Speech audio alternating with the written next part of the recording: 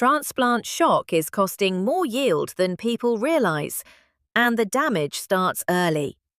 A lot of growers think transplant stress is minor because the plants perk back up, but here's the truth. By the time you see recovery, the damage is already baked into the run. Here's what growers are actually seeing. Plants that stall for days after transplant. Slower veg than previous cycles. Uneven canopies, weak branching. Plants that never quite take off. And healthy-looking finishes with lower than expected yield. Let's look at the science. Transplanting damages fine root hairs, the exact sites that absorb water and nutrients.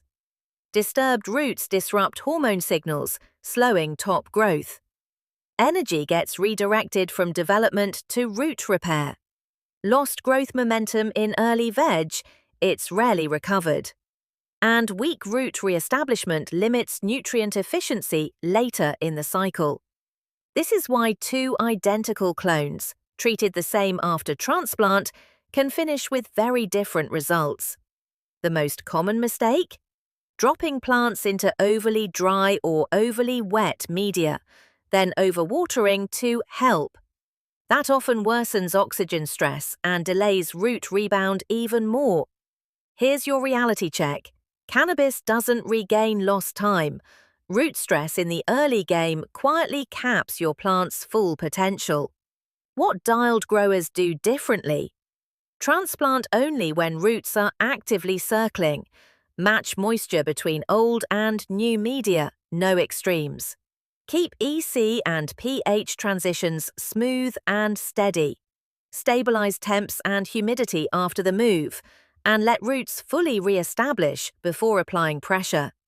When transplants go right, plants accelerate.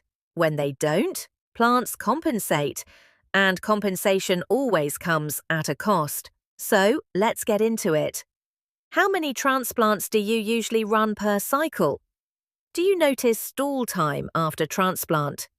Ever switch up timing or technique and see faster takeoff? Drop your real-world experience below. This single early-stage step? It's quietly separating average runs from elite ones.